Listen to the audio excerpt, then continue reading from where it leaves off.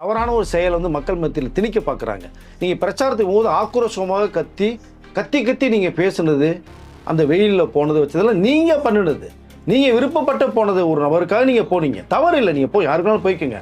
But இது காரணம் வந்து இவர் தான் அப்படிங்கிற மாதிரி சம்பவத்தை சொல்கிறது வந்து எப்படி ஏற்றுக்கொள்ள முடியுது? இப்போ நீங்கள் செய்த தவறை நியாயப்படுத்துவதற்கு இன்னொரு பக்கம் திசை திருப்புறாங்க. அது வரக்கூடாது தான் இப்படி ஒரு விஷயத்தை உள்ளுக்குள்ளே விடுறாங்க. இப்போ அது வந்து அவங்க பேசின வீடியோ இருக்குது, அவங்க சம்மந்தப்பட்ட ஒரு நபர் இருக்காங்க, 3 பேரும் சேர்ந்த ஃபோட்டோவும் இருக்குது, ஆடியோ மறைப்பதற்கு ஆடியோவும் இருக்குது, அதை மறைப்பதற்காக ஒரு விஷயத்தை இப்படி டேக் பண்ணி கொண்டு போகிறாங்க. அதே மாதிரி தான் இப்போ பிரச்சாரத்தில் அவங்க பேசின விஷயமே வாடா அப்படின்னு சொன்ன ஒரு விஷயம் இருக்குது. ஆனால் அவங்க வந்து வாங்கன்னு சொன்னேன், இதுதான் நான் சொன்னேன்னு அடித்து சொல்லும் போது இப்போ குறும்படம் அங்கே எப்படி காமிச்சதோ இங்கே ஒரு குறும்படம் இப்போ வெளில வந்து, நான் இங்கே உனக்கு நாளைக்கு தானே வருன்னு சொன்னால் இன்றைக்கே வந்திருக்கேன்டா வாடா வாடான்னு கூப்பிட்றாங்க. அது எவ்வளோ பெரிய ஒரு தவறு. அது சாதாரணமாக ஒரு விஜயாக நீங்கள் வந்து சொன்னீங்க, இன்றைக்கு தமிழக முதலமைச்சராக உங்களுடைய செயல்பாடு சிறப்பாக இருக்குன்னு அந்த பரந்தூர் தொகுதி மக்கள் இந்த 13 கிராமத்தில் போராட்டம் பண்ணாங்க, அவரோட சேர்த்து எல்லாருமே இன்றைக்கி விஜய் அவர்கள் தன்னோட மகிழ்ச்சியை நன்றியும் சொல்லிக்கிட்டு ஆரம்பிச்சிருக்காங்க.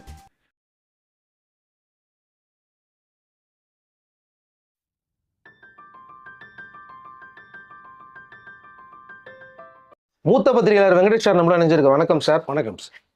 ஆட்சிக்கு வந்து பார்த்தீங்கன்னா கிட்டத்தட்ட ஒரு 20-21 நாட்கள் ஆகுது, என்ன பெருசாக செஞ்சீங்கன்னு கேட்டுட்டு இருந்தாங்க. ஆனால் இன்னொரு பக்கம் என்ன சொல்கிறாங்கன்னா, ரொம்ப நாட்களாக பிடிபடாமல் இருந்த கவினுடைய தாயாரை இப்போ கைது செஞ்சுருக்காங்க. இதுக்கு முன்னாடி இருந்தவங்க யோசிச்சுக்கிட்டு இருந்தாங்க, நம்மளுக்கு எங்கேயோ ஓட்டு வராமல் போயிட போடுதோ, இவங்களை கைது பண்ணால் அவங்க சார்பில் இருக்கிற ஓட்டெல்லாம் வராமல் போயிட போதுன்னு யோசிச்சாங்க. ஆனால் இவர் வந்த உடனே இது நடந்திருக்கு. ரெண்டாவதா ஜூலி விஷயத்தில் வந்து பார்த்திங்கன்னா அவங்க கைதுக்கு பயந்து வந்து வெளியில் பேசுகிறாங்க. இவங்களுக்கு பின்னாடி பேச வச்சது யார், இப்போ எதுக்கு இந்த நேரத்தில் கொண்டு வராங்கன்னு ஒன்று இருந்தது. இதுக்கு முன்னாடி இருந்தவங்க நாங்கள் ஆட்சிக்கு வந்து 110 நாட்கள் தான் ஆகுது, அதுக்குள்ளே கேட்டால் எப்படின்னு சொன்னவங்க இப்போ 20 நாட்களில் வந்து இவ்வளோ கேள்விகள் எழுப்பும்போதோ, நம்ம செய்யாத விஷயங்கள்லாம் இந்த ஆட்சியில் நடந்துக்கிட்டு இருக்கே, நம்ம செய்ய யோசித்தோம் இதெல்லாம் நடந்துக்கிட்டு இருக்கே அப்படிங்கிற கோவத்தில் இந்த மாதிரி அவதூறுகளை பரப்புகிறாங்களா சார்? கண்டிப்பாக சார். இப்போ விஜய் அவர்கள் வந்து இன்றையோட வந்து 21 நாள் ஆகுது. பட் ஆனால் இதற்கு முந்தைய ஆட்சியெல்லாம் படும்போது பார்த்தோன்னா இப்போ ஒரு மிகப்பெரிய ஒரு வீடியோ வைரலாகிட்டு இருக்கு. 110 நாள் தான் ஆகுது, அதற்கு முன்பாக நாங்கள் சொன்னதை எப்படி செயல்படுத்த முடியும், என்ன திட்டங்கள் செயல்படுத்த முடியும் அப்படின்னு பேசப்பட்ட ஒரு விஷயம் வந்து இன்றைக்கு அந்த வீடியோ வைரலாக பரபரப்பாக போய்கிட்டு இருக்கு. இப்போது விஜய் அவர்கள் இந்த 21 நாளில் தமிழக முதலமைச்சராக பதவியேற்ற பிறகு என்னென்ன நடந்திருக்கிற விஷயத்தை நான் பேசுகிறேன். அப்போ விஜய் அவர்கள் வந்து இவ்வளோ ஸ்பீடாக போகிறது மக்கள் மத்தியில் மிகப்பெரிய ஒரு ஆதரவலை இப்போ ரொம்ப வந்துகிட்டு இருக்கிறதா பார்க்கும்போது வந்து விஜய் பிடிக்காத ஒரு காரணத்திற்காக இந்த விஷயங்கள்லாம் இப்போ முன்னிலைப்படுத்தி பேசப்பட்டு இருக்கா, மக்கள் மத்தியிலுடைய இமேஜை குறைக்கணுங்கிறதுக்காக பேசப்பட்டிருக்காரு ஒரு தகவல் தான் இப்போ எல்லாமே சிந்திக்க ஆரம்பிச்சிட்டாங்க.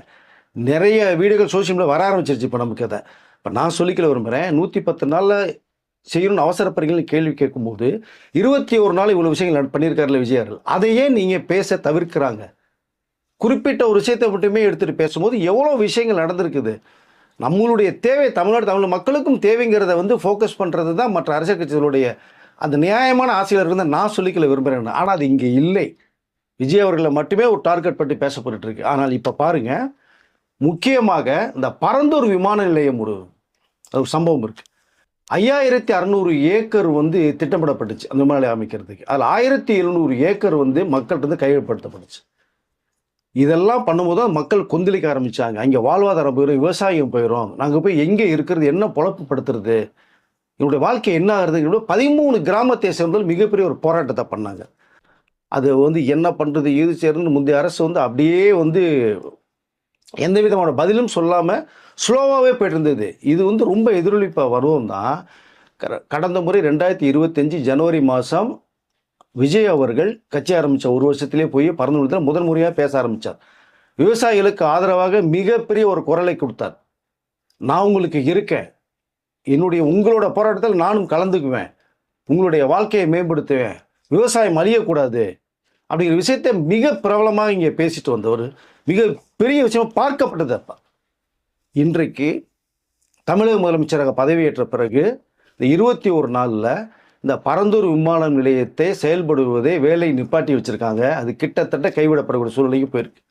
இந்த சம்பவத்தை கேள்விப்பட்டோன்னா பரந்தூர் மக்கள் வந்து அன்றைக்கி நீங்கள் சொன்னீங்க, சாதாரணமாக ஒரு விஜயாக நீங்கள் வந்து சொன்னீங்க, இன்றைக்கு தமிழக முதலமைச்சராக உங்களுடைய செயல்பாடு சிறப்பாக இருக்குன்னு அந்த பரந்தூர் தொகுதி மக்கள் இந்த 13 கிராமத்தில் போராட்டம் பண்ணாங்க, அவரோட சேர்த்து எல்லாருமே இன்னைக்கு விஜய் அவர்கள் தன்னோட மகிழ்ச்சியை நன்றியும் சொல்லிக்கிட்டு ஆரம்பிச்சிருக்காங்க. இதோட சேர்த்து அன்றைக்கு வந்து சில இடங்கள்லாம் வந்து சில பேர் விருப்பப்பட்டு கொடுத்துருப்பாங்க, வேறு வழி இல்லைன்னு சொல்லிட்டு. அரசு உங்களை வந்து பிரஷர் பண்ணும்போது என்ன பண்ண முடியும்? இப்போ கொடுத்தவர்கள் அந்த பணத்தை என்ன பண்ண தெரியாமல் இந்த கிட்டத்தட்ட வந்து அது 1.5 வருஷத்துக்கு அதாவது 2-3 வருஷத்துக்கு மேலே ஆயிடுச்சு. அப்போ என்ன பண்ண முடியும் அவர்களுக்கு? பட் அந்த இடம் இப்போ இல்லை. பணம் வாங்கினது என்ன பண்ணியிருப்பான்னு தெரியாது. இப்போ அந்த இடத்தை இப்போ இருக்கிற அரசு அது அவர்களுக்கு வந்து வழங்கப்படுமா, அந்த பணத்துக்கு என்ன ஒரு சொல்யூஷன் வரும் அப்படிங்கிற விஷயத்தையும் வந்து தமிழக முதலமைச்சர் அதில் கூப்பிட்டு டிஸ்கஷன் பண்ணிருக்க ஒரு தகவல் வந்துட்டு இருக்கு சார்.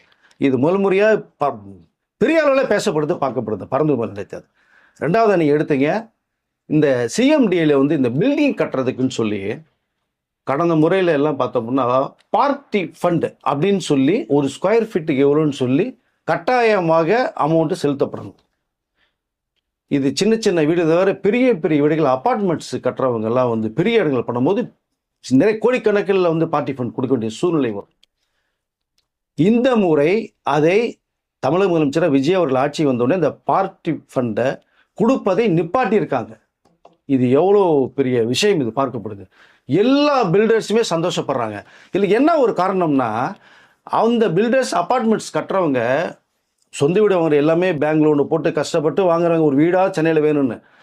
அவர்கள் என்ன பண்ணுன்னா பார்ட்டி ஃபண்டுன்னு சொல்லி இவர்கள்ட்ட பணம் கொடுத்துருவாங்க. இப்போ இந்த வீடு விற்கும் போது வந்து 5 லட்சம் 10 லட்சம் அதிகமாக விற்கப்படுவாங்க. வேறு வழி இல்லை, அவங்களுக்கு கொடுத்தது மக்கள்கிட்ட தான் வாங்கணும். இப்போ மக்களுடைய பணம் தான் இங்கே போங்க திரும்பி. இப்போ அதில் வந்து 10 லட்ச ரூபா லாஸ் அவங்களுக்கு.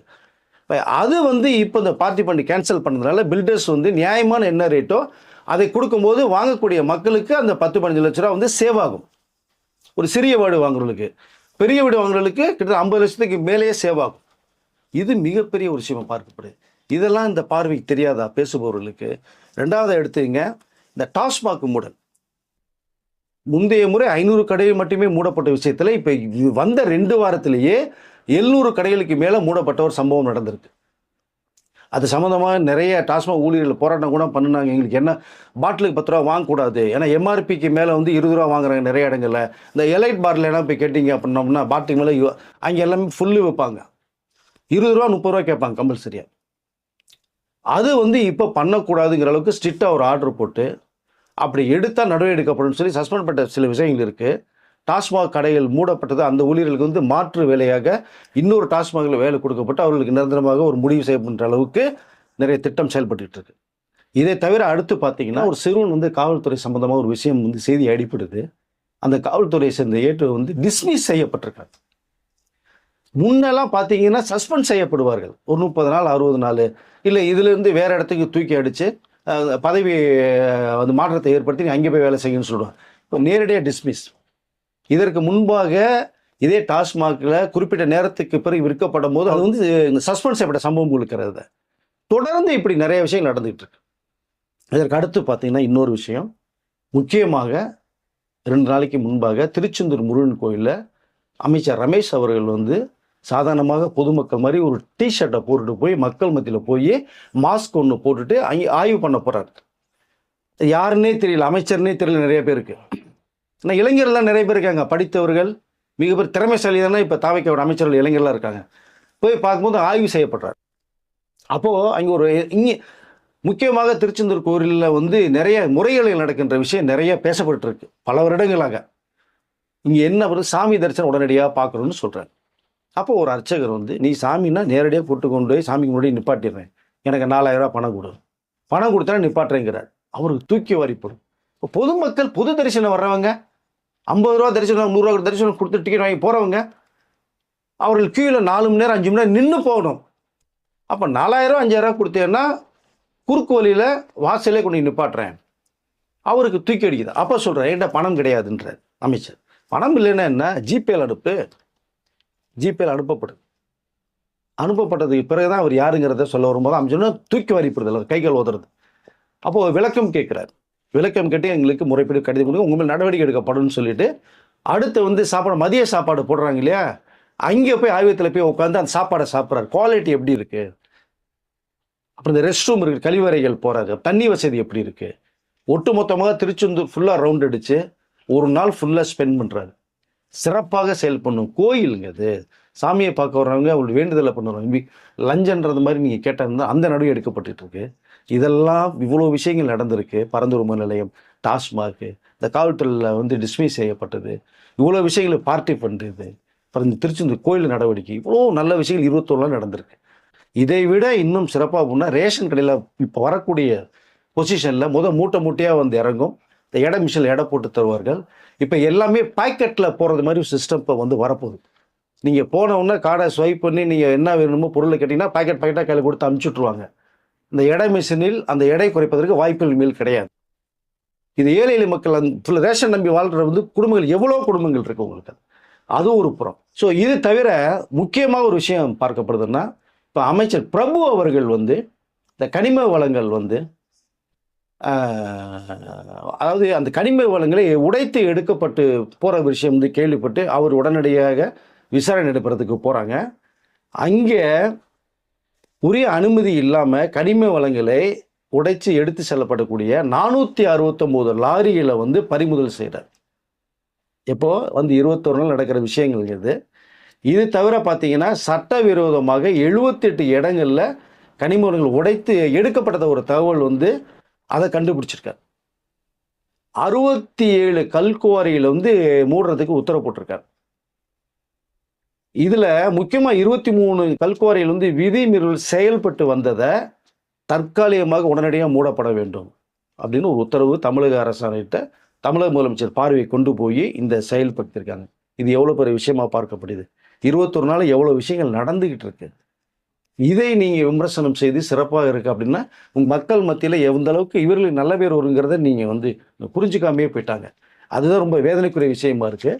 இதை தவிர பார்த்தீங்கன்னா முக்கியமாக ஜூலி மேட்ரு ஓடிட்டுருக்கு. ஜூலி மேட்டர் வந்து அவர்கள் பேசுனது யார் பேசுனது யாருக்காக பேசுனது எல்லாருக்குமே தெரியும்.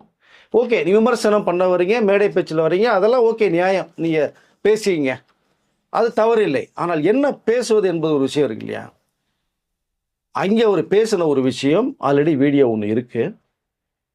இப்போ 2 நாளைக்கு முன்னாடி ஒரு வீடியோ ஒன்று அவங்க வெளியிடுறாங்க. தேவையில்லாமல் என்னை தொந்தரவு செய்கிறாங்க நான் பேசுனதற்காக அப்படின்னு என்ன பேசுனீங்கன்னு ஒரு விஷயம் இருக்கு இல்லையா. அவர்கள் பேசுனதே நான் வாங்க அப்படின்னு சொன்னேன் அப்படின்றாங்க. என்னுடைய வீடியோ எல்லாமே இருக்குது, டெலீட் பண்ணல, அப்படியே வச்சு நீங்கள் போட்டு பாருங்கன்றாங்க. இதற்கு முன்பாக ஒரு எக்ஸாம்பிள் சொல்லிக்கிறேன். இவர்கள் வந்து ஒரு டிவியில் ரியாலிட்டி ஷோ போகும்போது அதில் என்னென்ன கேம் ஆடுனாங்கிறது எல்லாருக்குமே தெரியும். உங்களுக்கு அதை சொல்லிட்டு சொல்லலேம்பாங்க. உடனடியாக ஒரு குறும்படம் வரும், குறும்படத்தை போட்டு காமிச்ச உடனே அங்கே அவங்க மூஞ்சியே சரி இருக்காது. மக்கள் மத்தியில் வெளிச்சம் போட்டு காட்டுறது குறும்படம் தான். சொல்லிட்டு சொல்லலை, செஞ்சுட்டு செய்யலை. அதே மாதிரி தான் இப்போ பிரச்சாரத்தில் அவங்களை பேசின விஷயமே வாடா அப்படின்னு சொன்ன ஒரு விஷயம் இருக்குது. ஆனால் அவங்க வந்து வாங்கன்னு சொன்னேன், இதுதான் நான் சொன்னேன்னு அடித்து சொல்கிற போது இப்போ குறும்படம் அங்கே எப்படி காமிச்சதோ இங்கே ஒரு குறும்படம் இப்போ வெளில வந்துட்டுருக்கு. அது வைரலாகி போயிட்டுருக்கு. நான் இங்கே உனக்கு நாளைக்கு தான் நீ வருவேன்னு சொன்னால் இன்றைக்கே வந்திருக்கேன்டா, வாடான்னு கூப்பிட்றாங்க. அது எவ்வளோ பெரிய ஒரு தவறு. அது இன்றைக்கு வந்து அப்படியே தலையிலாக திருப்பி போட்டு மற்றவர்கள் எனக்கு வந்து கஷ்டம் கொடுக்குறாங்க, தொந்தரவு கொடுக்க ஆரம்பிக்கிறாங்க அப்படிங்கிற விஷயத்தை இன்றைக்கி வந்து தேவையில்லை ஒரு ட்ராமா போட்டு பேசுகிறாங்கன்னா, உங்களுக்குன்னு ஒரு இமேஜ் இந்த முகம் இருந்தது, அதோடு நீங்கள் இருந்தால் சரியாக இருந்திருக்கும். இப்போ மக்கள் மத்தியில் உங்களோட இமேஜ் டோட்டலாக காலி. எப்படி ஒரு ஷோக்கு போய் நீங்கள் அசிங்கப்பட்டீங்களோ இன்றைக்கு அந்த சமூகத்திலையும் அசிங்கப்பட்டீங்க. இப்போ நீங்கள் எது வேணாலும் நீங்கள் சொல்கிறத இனிமேல் நம்புவாங்களா மக்கள்? நீங்கள் ஏன் ரெண்டாவது நீங்கள் பேசுகிறதுக்கு வச்சதுக்கு வந்து சட்டப்படி நடவடிக்கை எடுக்கப்பட்டு கைது செய்யப்படலாங்கிற ஒரு தகவலை போகும்போது இப்போ நீங்கள் உல்ட்டா பண்ணி மாறுதலாக நீங்கள் பேசிகிட்டு இருக்கீங்க. வந்து இப்போ மாண்புமிகு முதலமைச்சர் அப்படின்னு நீங்கள் பேசுகிறீங்க. அரசியலை வந்தாச்சு, நீங்கள் விமர்சனம் பண்ணுறீங்க, பிரச்சாரம் பண்ணுறீங்க, அதை யாருமே ஒன்றும் சொல்ல போகிறதில்ல. எதை வேணாலும் நீங்கள் பேசணுங்கிற நோக்கத்தோடு இல்லாமல் இதுதான் பேசணும் வரைமுறையே இருக்குது ஒரு விஷயம் பேசுறது. இப்போ நீங்கள் செய்த தவறை நியாயப்படுத்துவதற்கு இன்னொரு பக்கம் திசை திருப்புறாங்க. இப்போ ஏன்னா இவங்க மேலே ஏற்கனவே ஒரு குற்றச்சாட்டு போயிட்டு இருக்கு. முக்கியமான குற்றச்சாட்டு, அது ரொம்ப ரொம்ப டேஞ்சரஸான ஒரு குற்றச்சாட்டு. அது விசாரணைக்கு வரப்போகுது. அது வரக்கூடாதுன்னு தான் இப்படி ஒரு விஷயத்தை உள்ளுக்குள்ளே விடுறாங்க. இப்போ அது வந்து அவங்க பேசின வீடியோ இருக்குது, அவங்க சம்மந்தப்பட்ட ஒரு நபர் இருக்காங்க, 3 பேரும் சேர்ந்த ஃபோட்டோவும் இருக்குது, ஆடியோ மறைப்பதற்கு ஆடியோவும் இருக்குது. அதை மறைப்பதற்காக ஒரு விஷயத்தை இப்படி டேக் பண்ணி கொண்டு போகிறாங்க. அது தவறு இல்லையா? எப்பவுமே நம்ம என்ன பேசுகிறோம் அதை பேசுங்கன்னு சொல்லுங்கள், ஆமான்னு சொல்லுங்கள், தப்பு கிடையாது. பட் அது ஒரு விஷயம் இப்போ ட்ராவல் ஆகிட்டு இருக்கு. அதை மறைப்பதற்கு ஜூலி இப்படி ஒரு விஷயத்தை பேசும்போது அவளுடைய உண்மையான முகம் மக்களுக்கு வெளிச்சம் போட்டு காட்டிட்டாங்க. ரெண்டாவதா பார்த்தீங்கன்னா மார்ச் மாதம் வந்து அவங்க சொன்னாங்கல்ல இந்த மாதிரி குழந்தை இதுவாயிடுச்சுன்னு, அந்த மார்ச் மாதம் ஃபுல்லாக இவங்க யாருக்கிட்ட வந்து எந்த மேடையில் வந்து எல்லாருக்கிட்டையுமே வந்து பரப்புரை பண்ணிட்டு இல்லை, அதுதாங்க ஒரு தவறான ஒரு செயல் வந்து மக்கள் மத்தியில் திணிக்க பார்க்குறாங்க. நீங்கள் பிரச்சாரத்துக்கு போது ஆக்ரோஷமாக கத்தி கத்தி கத்தி நீங்கள் பேசுனது, அந்த வெயிலில் போனது வச்சதெல்லாம் நீங்கள் பண்ணினது. நீங்கள் விருப்பப்பட்டு போனது, ஒரு நபருக்காக நீங்கள் போனீங்க, தவறு இல்லை, நீங்கள் போய் யாருக்காலும் போய்க்குங்க. பட் இது காரணம் வந்து இவர் தான் அப்படிங்கிற மாதிரி சம்பவத்தை சொல்கிறது வந்து எப்படி ஏற்றுக்கொள்ள முடியுது? ஸோ குழந்தை அபாஷன் ஆயிடுச்சு ஏதோ சொல்ல வர்றாங்க இல்லையா, அவங்க அப்படி தானே சொல்ல வர்றாங்க. அது காரணம் நீங்கள் தானே காரணம் அதுக்கு இல்லையா? இன்னொருத்தர் மேலே எப்படி குறை சொல்ல முடியும்? அன்னைக்கு ஓவியா மேலே பழி போட்டாங்க. அந்த ஷோவில் வந்து ஓவியம், அதுதான் ஓவியாவுக்கு அவ்வளோ கிரேஸ் ஆகி ஓவியம் ஆர்மின்னு ஒன்று ஃபோக்கஸ் பண்ணாங்க வெளியில் வந்து. இன்னைக்கு வந்து இவர் மேலே பழி போடுறாங்க. இப்போ நிறைய பேர் என்ன சொல்கிறாங்கன்னா, இவங்க பின்னாடி பேச வைக்கிறாங்க. யார் அனுப்பி இதை பேச வைக்கிறது? மக்கள் ஃபோக்கஸ் வந்து திசை திருப்பணும். ஆனால் சிந்திக்கணும். நம்ம செயல்படணும். எதுவாக இருந்தாலுமே என்ன சொல்ல போகிறோம், என்ன சொல்லியிருக்கோம். இப்போ சொல்கிறது எவ்வளோ பெரிய ஒரு குற்றச்சாட்டு மேலே வைக்கிறோம்னா, இவர்கள் செய்தை தவறை அதை மறைப்பதற்காக வேறொரு ஒரு லூப் லைன் எடுத்து போகிறாங்க. அது ரொம்ப தவறு, வேண்டாம். நீ எது நிஜமோ அதை நீங்கள் சொல்லணும்னு தான் நான் சொல்லிக்க விரும்புகிறேன். இதற்கு அடுத்து முக்கியமான விஷயம் பார்த்தீங்கன்னா, இந்த கவின் கொலை நடந்து ரொம்ப அந்த குடும்பமே சோகத்தில் இருந்தது உங்களுக்கு தெரியும். அவர் தாயார் அழுது உண்மையான குற்றவாளி தண்டனை கிடைக்கணும் அப்படிங்கிற விஷயத்தை பேசப்படும் போது, கிட்டத்தட்ட வந்து ஒரு 9 மாதங்களுக்கு முன்பாக நடந்த ஒரு விஷயம். எனக்கு தெரிந்து பார்த்தீங்கன்னா 270 நாட்களாக அவரை பிடித்து அந்த நடவடிக்கை எடுக்கப்படாமல் இருந்த ஒரு சமயத்தில் அவங்க அம்மாவை 21 நாளில் அவர்கள் இப்போ கைது செய்யப்பட்டிருக்காங்க. 270 நாள் வந்து அவங்க ஜாலியாக வெளில இருந்தாங்க சம்பந்தப்பட்டவர்கள் இல்லையா? கவினுடைய கொலைக்கு வந்து சம்பந்தப்பட்ட நபர் வந்து தனியாக இருந்தாங்க, சுதந்திரமாக தெரிந்தாங்க. பட் இங்கே 21 நாளில் கவின் கொலைக்கு ஒரு நிரந்தரமான ஒரு முடிவு ஏற்படுவதற்கு கைது செய்யப்பட்டிருக்கார். இந்த விஷயத்தை நீங்கள் எப்படி பார்ப்பீங்க? ஸோ இவ்வளோ விஷயங்கள் 21 நாள் நடந்திருக்குங்க. அப்போ ஏன் இது முன்னாடி கைது பண்ணலன்ற கேள்வி வருது இல்லை? வரும் இல்லை, ஏன் வராமல் இப்படி 270 நாள் நீங்கள் விட்டாச்சு, ஏன் பண்ணலை, என்ன காரணம்? யார் கூட சொன்னது? அப்போது அவங்களுக்கு ஏதாவது அரசியல் செல்வாக்கு பின்புலம் இருந்ததுனால அவங்க அப்படியே ட்ராவல் பண்ணி போனாங்களா? அந்த விஷயம் இப்போ மக்கள் மத்தியில் கேள்வியில் எழ ஆரம்பிச்சிருச்சு இல்லையா? வரும் இல்லை, அவங்க கைது பண்ணால் ஓட்டு போயிடும்ன்றதுக்காக கைது பண்ண வச்சுருந்தீங்களா?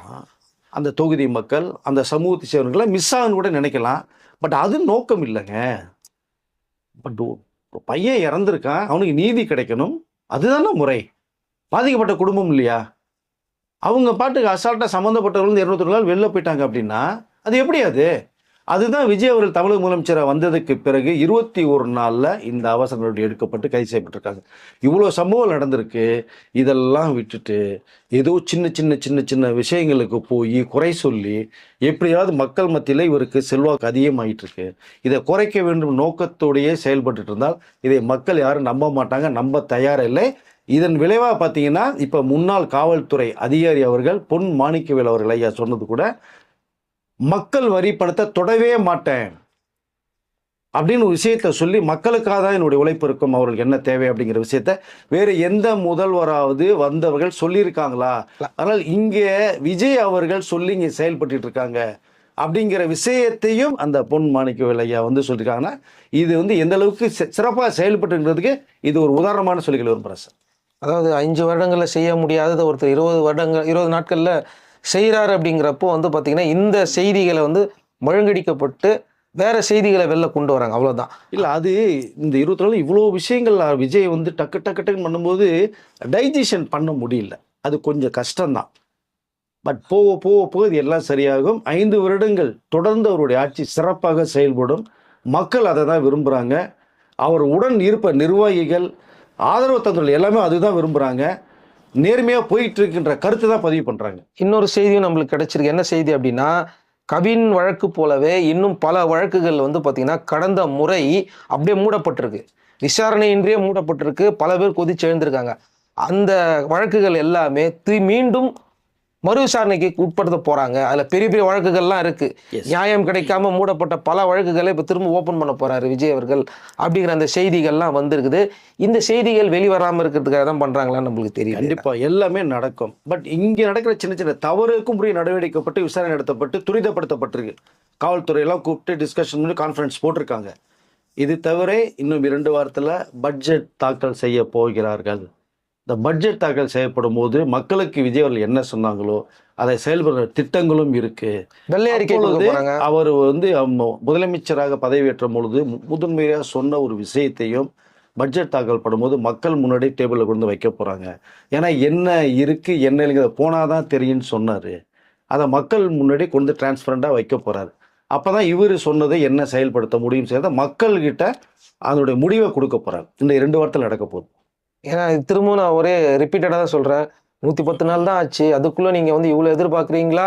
அந்த வீடியோ வந்து எல்லா இடத்துலையும் போயிட்டு இருக்கு. அப்படி இருக்கும்போது நீங்களே ஒரு ஸ்பேஸ் கொடுங்க. ஒரு 6 மாதம் கொடுங்க, ஸ்பேஸ் கொடுங்க.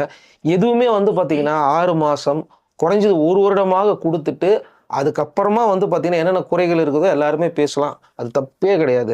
ஆனால் இப்போவே அது குரல் கொடுத்தா மக்கள் மத்தியில் எப்படி போய் சேரும் அப்படின்னு கேட்டிங்கன்னா வேற மாதிரி போய் ஒரு செய்யுது. நெகட்டிவா எக்ஸ்போஸ் பண்றதுக்கான வேலைகள் இருக்கு.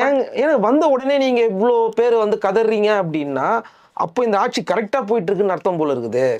அப்போ இவங்க கரெக்டா தான் பண்ணிட்டு இருக்காங்க.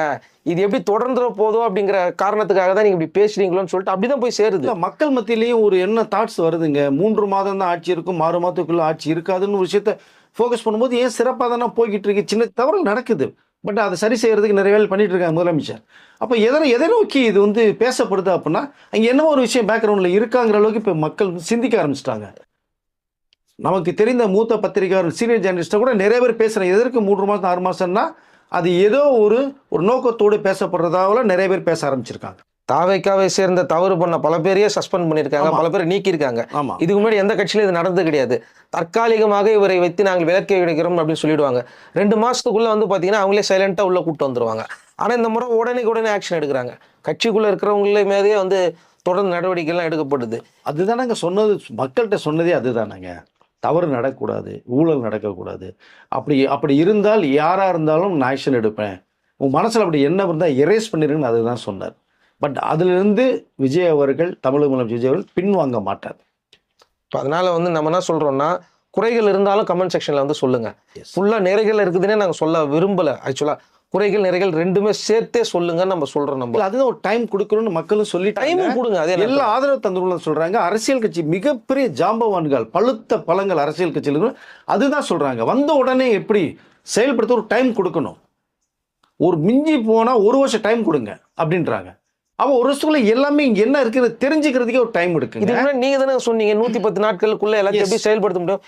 நீங்க சொன்னதே தான் இப்போ திரும்ப வாய்ந்தவர்கள் 60 வருடமாக அரசியல் அனுபவம் வாய்ந்தவர்கள் அவர்களே 110 நாள்ல நான் ஏன் அவசரப்படுறீங்கன்னு கேட்கும் போது 2 வருடமாக கட்சி ஆரம்பித்து உடனடியாக மக்கள் அவரோட ஆட்சி அமைச்சிருக்கிறவங்க, இவங்களுக்கும் அரசியல் தெரியும், அரசியல் அனுபவம் தெரிந்தாலும் அதுக்கு ஒரு ஸ்பேஸ் நம்ம கொடுக்கணும். 110 நாள் கிட்டத்தட்ட 4 மாதங்கள்லேயே நீங்கள் டைம் கேட்கும்போது 20 நாட்குள்ளே நீங்கள் வந்து ப்ரெஷர் கொடுக்கறது எந்த அளவுக்கு நியாயங்கிறது எனக்கு தெரியல. பட் இருந்தாலும் ஒரு 6 மாதம் 1 வருஷம் கொடுக்குங்கிறத நானும் சொல்லிக்கொள்ள விரும்புகிறேன். என்ன செயல்பாடு இருக்குது, என்ன பண்ணலை, என்ன பண்ணியிருக்காருங்கிறத மக்கள் மன்றத்தில் கொண்டு போய் சேர்த்துடலாம். மக்கள் முடிவு செய்வாங்க. அந்த கமெண்ட் செக்ஷன்ல வந்து நீங்களே முடிவு பண்ணுங்க. இந்த ஆட்சி எப்படி இருக்குது, இந்த 20-21 நாட்கள்ல உங்களுக்கு என்னென்னலாம் தோணுது, என்னென்ன பிரச்சனைகள்லாம் இருக்குது அப்படிங்கிறத நீங்கள் பதிவு பண்ணுங்க. அது வந்து பார்த்தீங்கன்னா கண்டிப்பாக ரிஃப்ளெக்ட் ஆகும். அடுத்த வீடியோவில் சந்திப்போம். நன்றி சார். நன்றி சார்.